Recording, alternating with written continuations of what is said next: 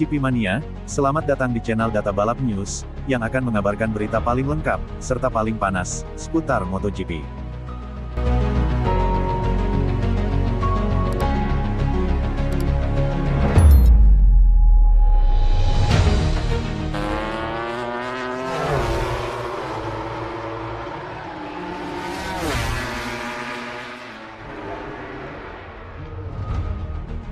Gantikan Marc Marquez di Gresini Ducati, Fermin Aldeguer bidik gelar Rookie of the Year di MotoGP 2025.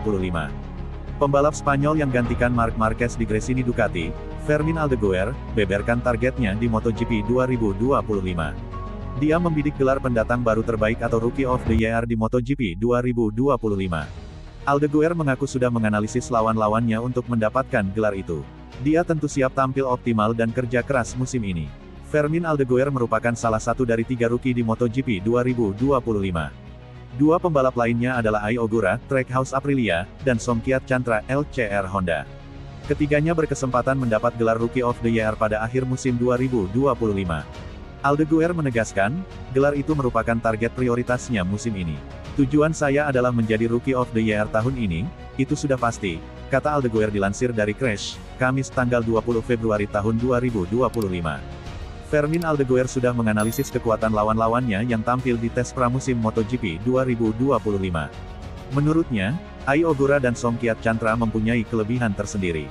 Ogura melaju sangat cepat, begitu pula Chantra, ujar Aldeguer. Tapi Ogura di sini membuat sedikit perbedaan.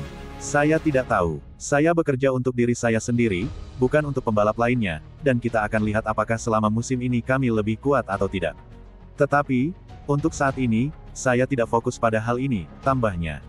Sementara itu, sebagai pendatang baru, Aldeguer mengungkapkan telah meminta banyak saran dari Marc Marquez Ducati Lenovo. Namun, pembicaraannya terbatas karena terhalang oleh kesibukan masing-masing. Sementara itu, sebagai pendatang baru, Aldeguer mengungkapkan telah meminta banyak saran dari Marc Marquez Ducati Lenovo. Namun, pembicaraannya terbatas karena terhalang oleh kesibukan masing-masing. Ya, kami berbicara tentang semua gaya, ban. Tetapi pada akhirnya kita bisa bicara, tetapi saya harus melakukannya sesuai rencana, tutur Aldeguer. Dia sekarang punya pekerjaan lain, saya harus melanjutkan pekerjaan saya dan setelah itu kita bisa bicara soal waktu dan posisi, pungkasnya.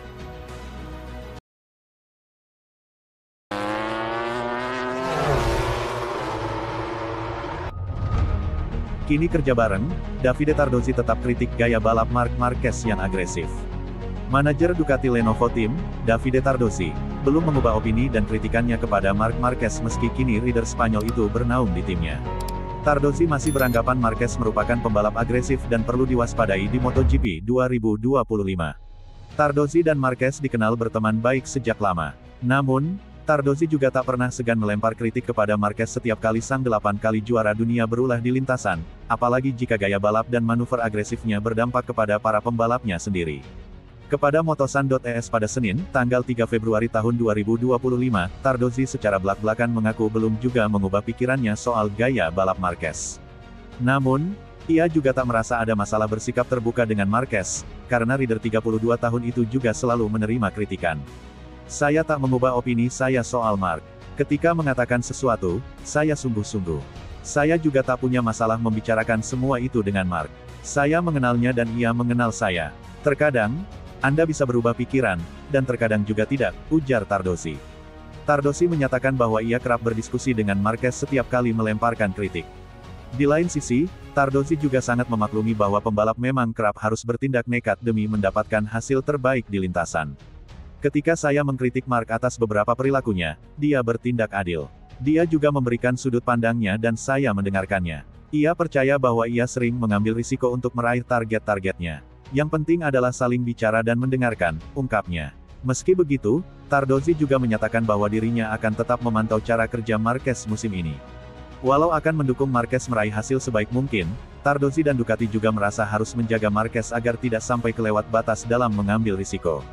Ia akan selalu melakukan apapun yang ia pikir terbaik untuk dirinya sendiri. Kita lihat saja nanti apa yang akan terjadi tahun ini. Ia sering melakukan hal-hal di ujung tanduk, karena tim sebelumnya tidak terlalu kompetitif ketimbang para rivalnya. Namun, tahun ini ia punya segala hal yang ia butuhkan agar tidak terkecoh, tutupnya.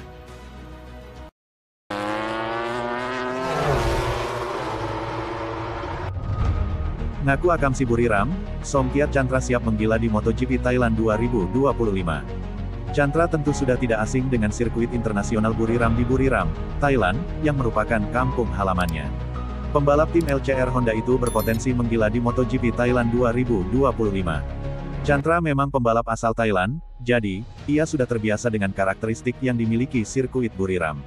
Tak pelak, rider binaan Honda tim Asia itu mengatakan sangat senang seri pembuka MotoGP akan berlangsung di sirkuit Buriram. Ia akan memaksimalkan kesempatan itu sebaik mungkin agar dapat posisi yang bagus. Ya, Buriram memang bagus karena ini juga kampung halaman saya.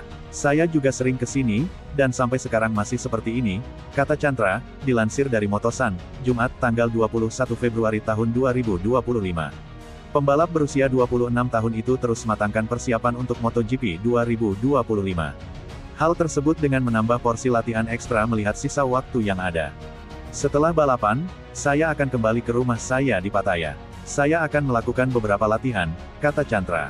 Jadi, saya berusaha untuk tidak pergi jauh untuk mempersiapkan tubuh saya sebelum start, tandasnya. Seri pembuka bertajuk MotoGP Thailand 2025 itu akan digelar pada tanggal 28 Februari hingga tanggal 2 Maret. Sebelumnya, Buriram menjadi lokasi tes pramusim MotoGP 2025. Pemilihan Thailand tidak terlepas dari bulan suci Ramadan. Sebab, Qatar yang biasanya menjadi lokasi balapan perdana MotoGP, tidak mau menodai bulan suci bagi umat Islam tersebut.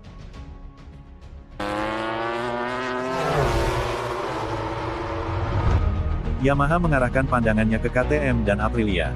Langkah selanjutnya dalam pemulihan MotoGP Yamaha adalah menutup celah dengan KTM dan Aprilia musim ini dan mungkin keluar dari rating konsesi D. Walaupun sistem ini dirancang dinamis, tidak satupun dari kelima produsen tersebut yang mengubah peringkat mereka. Ducati masih menempati peringkat A, menerima keuntungan teknis paling sedikit, karena mencetak lebih dari 85% poin konstruktor maksimum. KTM dan Aprilia berada di band C, untuk mereka yang memiliki 35–60%. Honda dan Yamaha memperoleh keuntungan terbanyak, termasuk pengecualian dari pembekuan pengembangan mesin, karena memperoleh skor di bawah 35%. Persentase dihitung ulang 2 kali per tahun. Senang rasanya memiliki konsesi itu, untuk digunakan dalam pengembangan, tetapi jelas kami ingin melakukannya secepat mungkin. Jadi kami berharap bisa kehilangan konsesi itu secepat mungkin, kata Direktur Teknis Yamaha Max Bartolini kepada Crash.net. Yamaha tidak naik podium musim lalu, dengan pebalap bintang dan juara dunia 2021 Fabio Quartararo hanya berada di posisi ke-13 dalam kejuaraan dunia. Paolo Pavesio, Managing Direktor baru Yamaha Motor Racing dan tim prinsipal Monster Yamaha MotoGP, mengakui tidak realistis untuk berpikir Izer Mowan dapat menjembatani kesenjangan dengan Ducati dalam satu musim dingin. Kami harus realistis, tetapi kami juga perlu menantang diri kami sendiri dan kami di sini untuk menantang diri kami sendiri, kata Pavesio kepada Crash.net. Kami harus menutup celah. Saat ini ada pabrikan, Ducati, yang jelas telah melakukan pekerjaan lebih baik daripada yang lain. Cukup adil. Tahun lalu ada dua penantang merek ini, Aprilia dan KTM. Dan dua lainnya, dari belahan dunia timur, Yamaha dan Honda, yang berusaha mengejar ketertinggalan. Menjadi pesaing, yang terbaik dari yang lain di belakang Ducati adalah tujuan berikutnya bagi Yamaha, melalui peningkatan yang stabil dalam hasil kualifikasi dan balapan. Pertama-tama, kami harus memperkecil jarak dengan KTM dan Aprilia, imbuh Pavesio.